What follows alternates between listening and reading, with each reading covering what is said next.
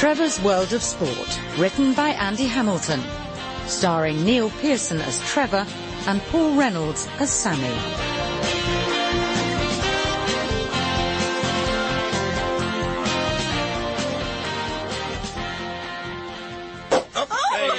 Nice one. OK, so a champagne toast to Theresa. It couldn't happen to a nicer person. To Theresa. Theresa. I feel a bit embarrassed. I don't know what I've done to deserve such good fortune. Well, if anyone deserved a bit of luck, it was you, Theresa. You've had a hell of a couple of years, haven't you? What with your dog getting knocked over and having to have 3 of his legs amputated and replaced with wheels, and then him rolling down the hill into the path of that juggernaut. And then there was discovering that your husband was a two-faced ratbag. And then there was the hornets nesting in your bathroom. Yeah. And your car getting struck by lightning with your auntie inside it. And your vicar getting done for embezzlement. Oh, yeah. Plus you getting that virus that they said is usually only found in badgers. Yes. The good Lord has been testing me. Yeah, and he's been making you take a hell of a lot of resits, but now he's obviously decided you're owed a bit of fun. Morning, serfs. Oh, champagne at 9:15 a.m. What are we celebrating? Has Ralph died? Teresa's won £200,000 on premium bonds. £200,000? Congratulations, Theresa. What are you going to spend it on? I've no idea. I mean, well, £200,000. It's an obscene amount of money. I've never understood that expression, and yet I hear it almost every working day. Usually at the start of a negotiation. And then in the middle. And again at the end. But how can any amount of money be obscene? Money is, by definition, beautiful. It's what separates us from the animals. Yeah, well, some of us are more separated from the animals than others. I reckon the first thing you should do, Theresa, is treat yourself to a nice long holiday. Well, I've always rather wanted to go on a pilgrimage to the Holy Land. Oh, brilliant idea. You could even buy some property out there, and that way you'll have a front row seat when Armageddon kicks off. You could be there, cheering on the angel of death, booing the Antichrist, you know, like those women at the wrestling. I'm glad you find the Day of Judgment so amusing, Sammy.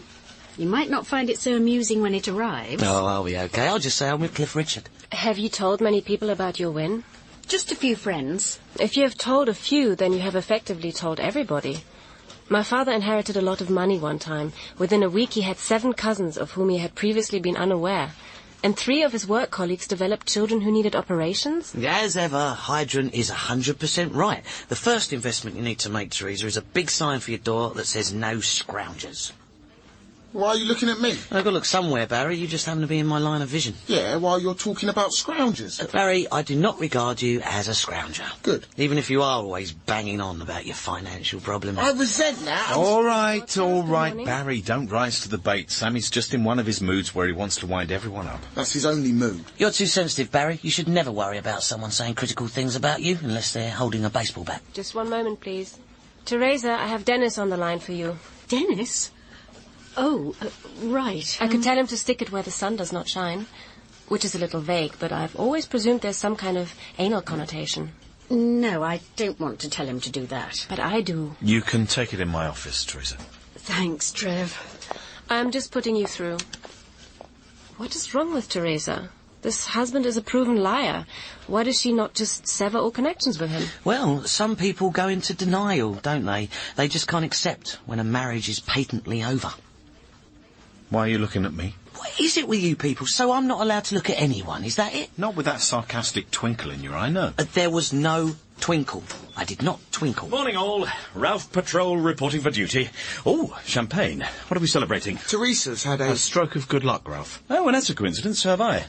Do you want to hear about it? Do we have a choice? See, what happened was, I was in the changing rooms of the golf club when I happened to hear these chaps saying that they'd organised a big charity luncheon for tomorrow, but their guest speaker had let them down at the last minute. So, quick as a flash, Johnny on the spot, I offered my services. Luckily, I had a window in my diary. Ralph, your diary has more windows than Canary Wharf. No, Sammy, my schedule's surprisingly hectic. So what sort of guest speaker are you going to be, Ralph? Well, a funny one, of course. Funny? Yeah, why? Well, it's just you're not really known for being a comedy person, are you? Oh, I'm afraid you're wrong there, Trev. Only yesterday a bloke came up to me in the street and said, "Are you who I think you are?" And I said, "Yes." And then he ran away laughing. Right. That happens quite a lot, actually. Uh-huh. I'm a bringer of laughter. And tomorrow, once I start doing my jokes, then people will... You're, doing jokes? Oh, yes. Belteroonies. What sort of jokes? Well, I've seen my old mucker Geoffrey Archer's after-dinner turn several times now on the old rubber chicken circuit, and he does lots of good jokes, so I just use those. You mean you plagiarised Geoffrey Archer? What? I'm sorry, that just has such a poetic beauty about it. Well, no, I don't just borrow Geoffrey's jokes. There's a couple I've heard Barry Cryer tell, a few from Alistair McGowan, a couple of Jack Dee's, and a cracker that I've heard Jim Davidson do about a short-sighted gynaecologist and a crocodile. You see, there's this... But they're all comedians. Aren't they going to get a bit narked if they find out you're nicking their material? I don't see why, Barry. I mean, in a sense, borrowing someone's jokes is... Well, it's a kind of tribute, isn't it? Do you credit them? No. So it is an unattributed tribute. Yeah, that's it.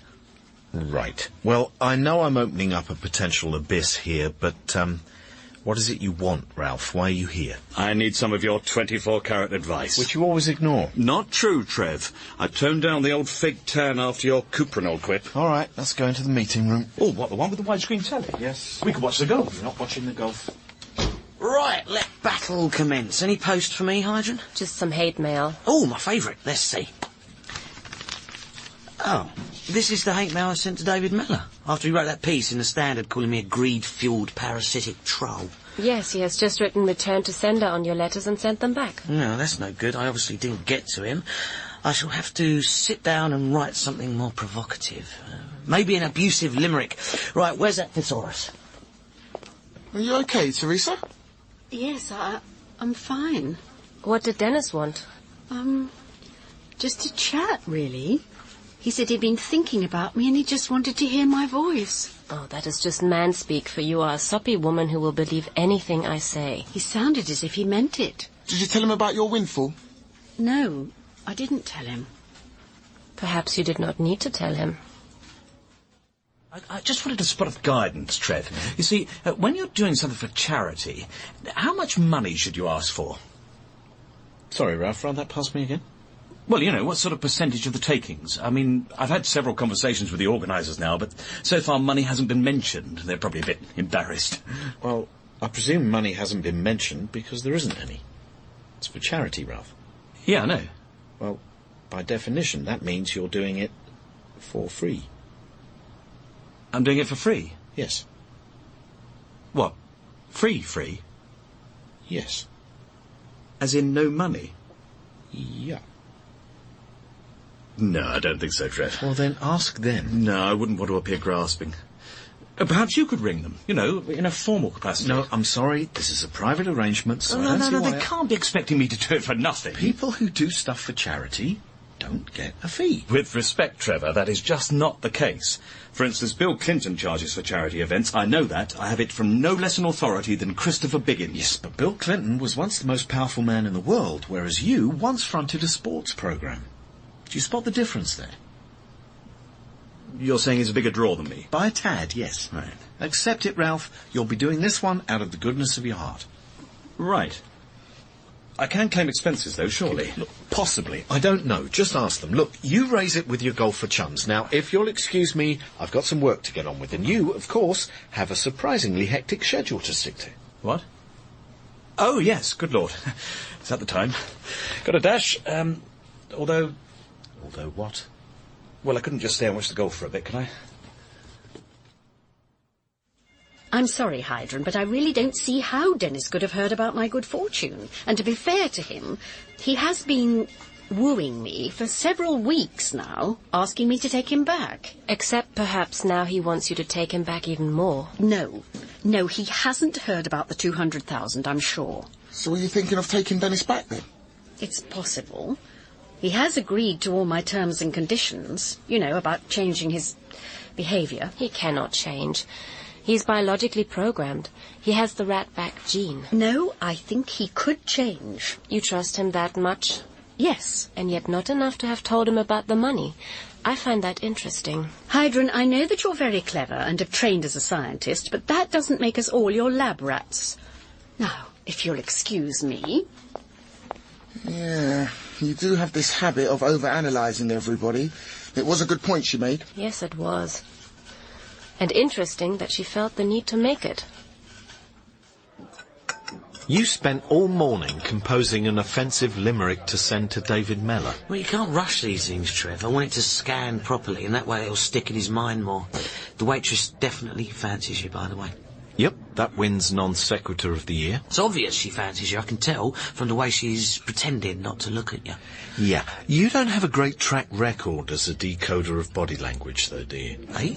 I'm thinking of that party above the ivy, where you insisted that a sure sign of sexual attraction was when a woman runs away screaming. That was a come-on. I'm telling you, she was excited by the suggestion I made. She fetched a policeman. Yeah, all part of the chase. Why don't you ask that waitress out for a date? Go on. I don't want to. Not ready. Listen, Trev, you can't keep pining for Meryl. Ask her out. She's too young. She's over 18. Yes, but She is very tasty. she's not unattractive. I would. Yeah, well, that's not much of a benchmark, is it? That includes most of womankind, with the possible exception of the late Golda Meir. You can be very wounded sometimes. Trev! Sammy, how the devil are you? Mike, hi. I see you rode 3 winners at Newmarket yesterday. Congratulations. Listen, all I do is point the horse in the right direction and make sure it don't fall off.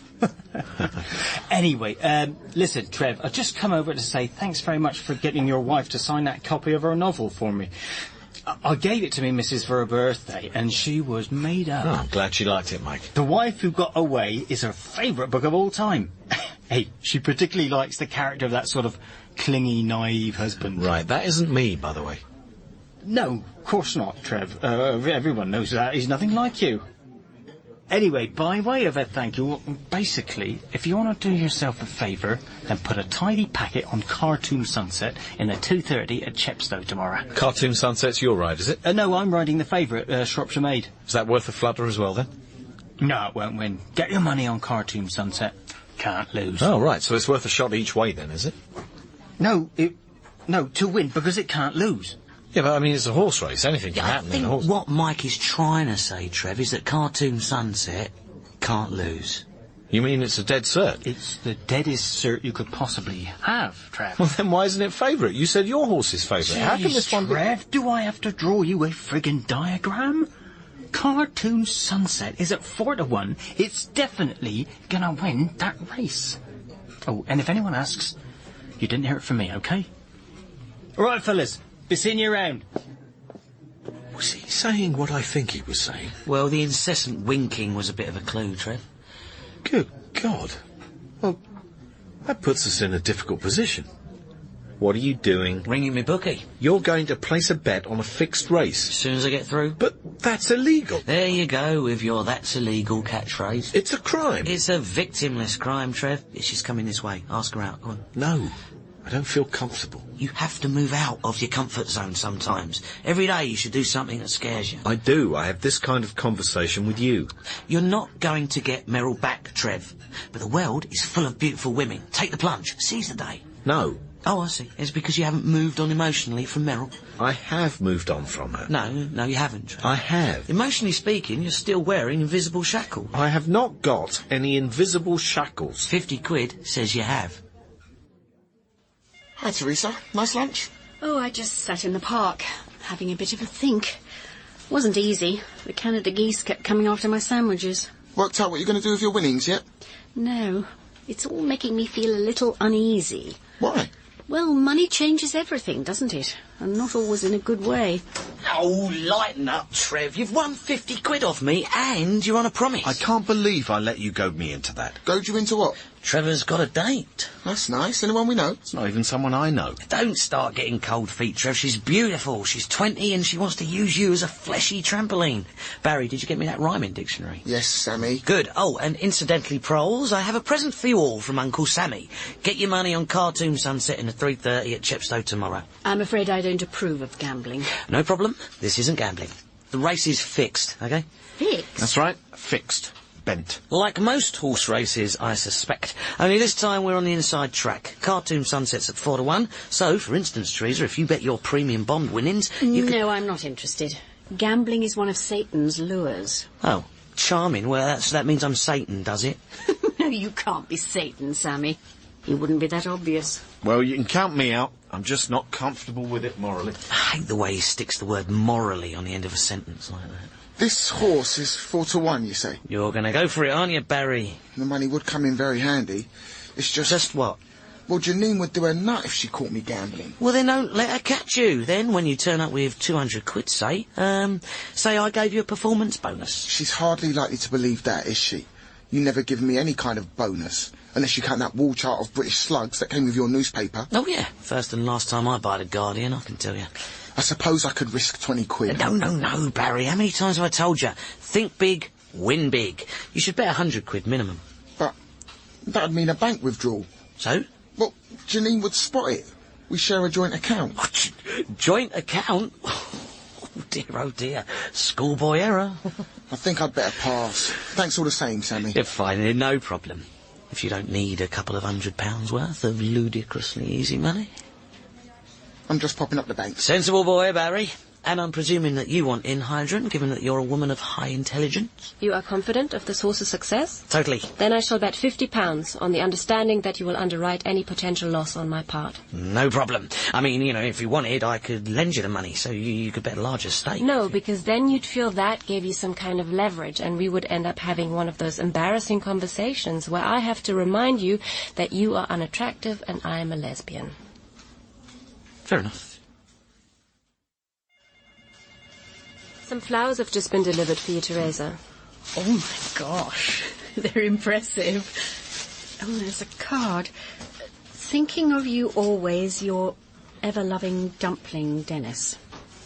I'm saying nothing. Has Trev got anyone with him? Don't think so. What's with all the flowers? I don't like flowers in the office, especially ones that come with heart-shaped silver balloons. No calls for Trev for a while, please, Heidrun. He's going to be in a conference. I'm sure Dennis doesn't know about my win. Why would he know? How could he know? And why are you defending him against something nobody has accused him of? Oh, shut up. Yep. Yeah, listen, Trev, I've been looking through our company figures and there's a couple of action points that have occurred to me. Can I go through them with you? Sure. Well, first off, our invoicing seems very slow off the mark. I think we need to tighten up our billing system. I agree. I felt that for a while. The second thing is that we need to widen our client base. We're over-reliant on the income from a handful of clients. Again, couldn't agree more. Good. And lastly, there's the usual thorny question of getting the balance right between consolidating and expanding. Now, these last 12 months have seen us keeping our heads above water, but not much more. We've made an operating profit of 22,000. So what I propose is a financial strategy whereby we put it all on Cartoon Sunset. What? We quadruple our profit in a few minutes. By putting the company's money on a horse? Yeah. That's illegal. There it goes again. What are you, a parrot? No, seriously. Well, I don't see how it can be illegal, Trev. You and me are the only shareholders and we don't owe anyone any money, so... It's not responsible financial management. I mean, you don't see the Chancellor of the Exchequer standing up and saying, I'd like to inform the Cabinet that I've bet the whole economy on the 415 at Newton Abbot. Well, I, for one, would vote for him if he did. I am not gambling company money. But it could transform our figures, Trev. Let's face it. We've had a less than brilliant year. There have been quite a few commercial opportunities that we've not been in a position to capitalise on because of your somewhat pernickety no bungs rule. And We are not that kind of agency. I know, I know. We don't have anything to do with corruption. You can bet your own money if you want to, but no one is betting company money on a horse. End of story. All right. Fair enough. I mean it, Sammy. End of story. Absolutely. Right.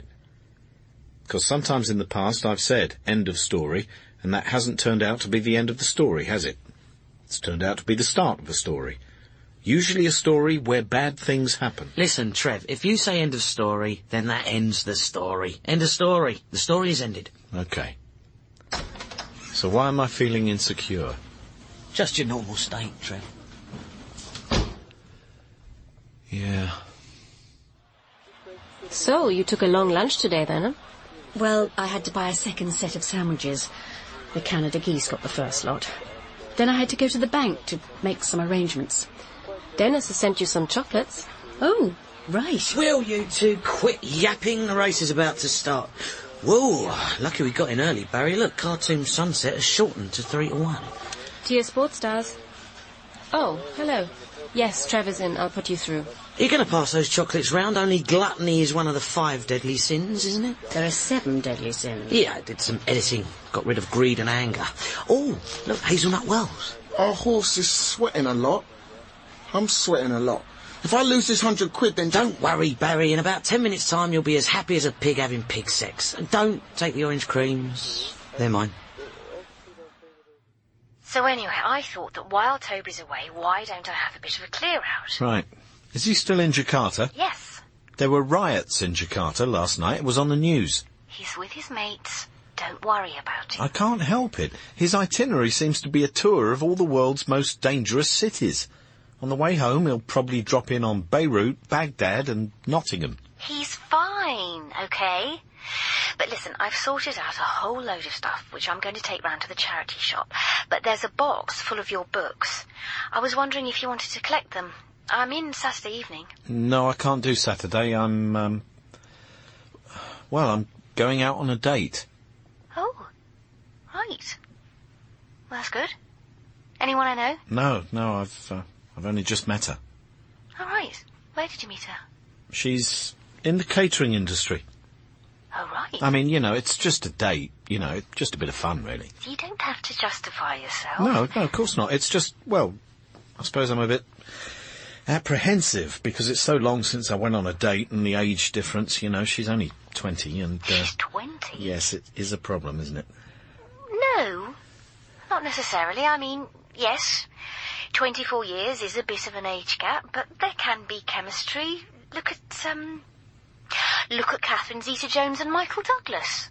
That's chemistry in the sense that it probably involves a lot of trips to the chemists, right? You'll be fine, Trev.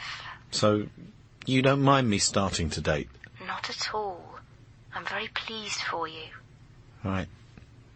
Okay, good. Wait a second. She's 20 and she works in a restaurant. Yep. She's a waitress. Yes. You asked a waitress out on a date. Yes, why? It's just it doesn't sound like you, that's all. It's quite, dare...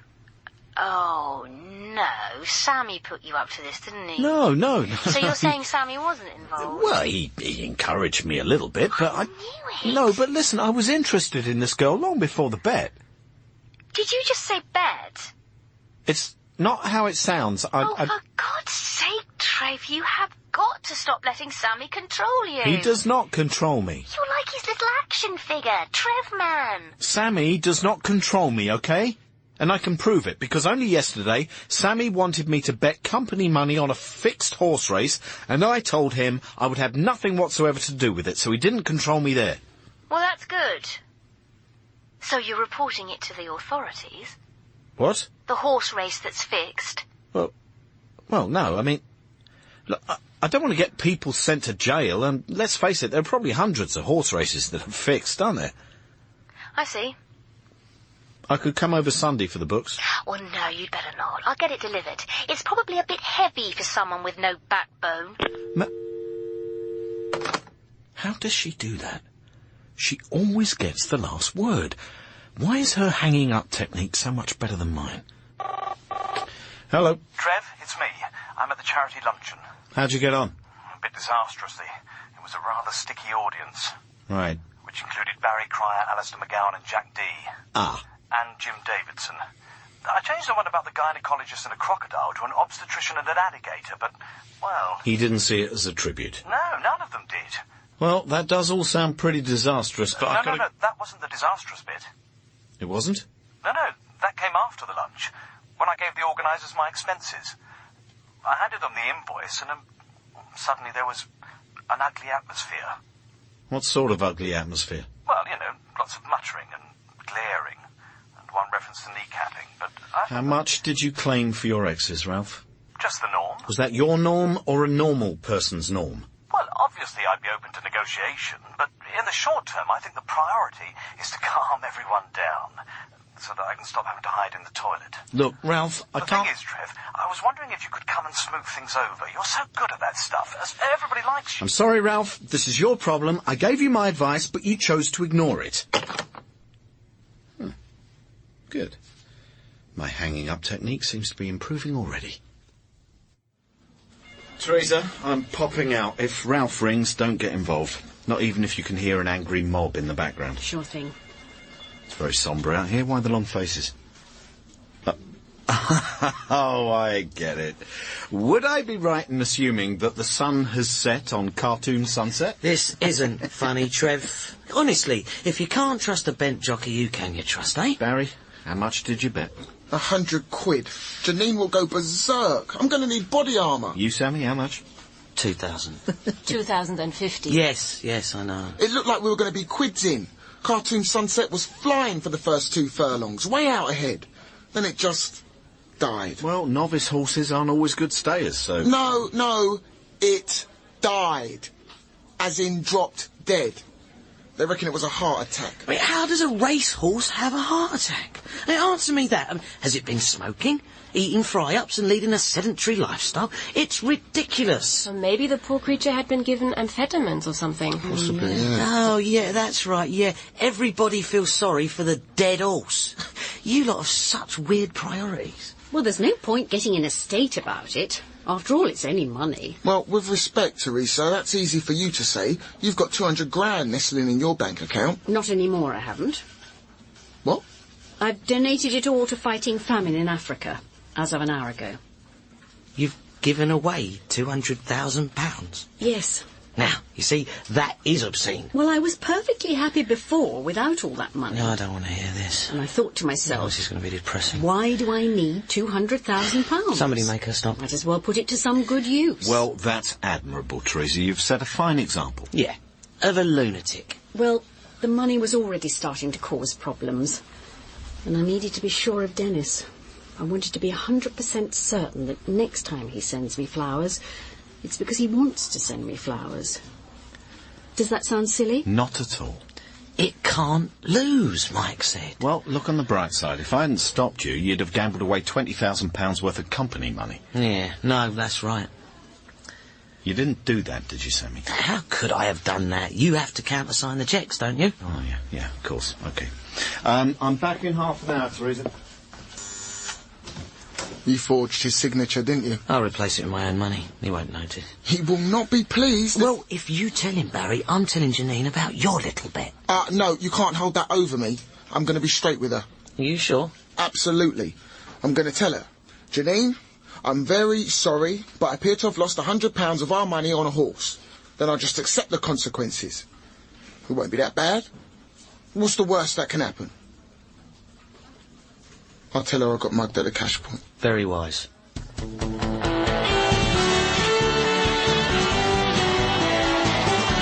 Trevor's World of Sport was written by Andy Hamilton and starred Neil Pearson as Trevor and Paul Reynolds as Sammy, with Abdul Salis, Cosima Shaw, Rosalind Ayres, Claire Skinner, Michael Fenton Stevens and Philip Pope.